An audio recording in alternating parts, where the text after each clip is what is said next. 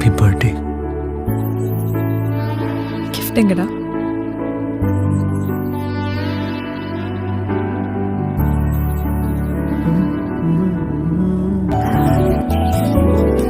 நெத்தி பொட்டின் ஓரமா நித்தம் நானும் வாழ்ந்திடணும்.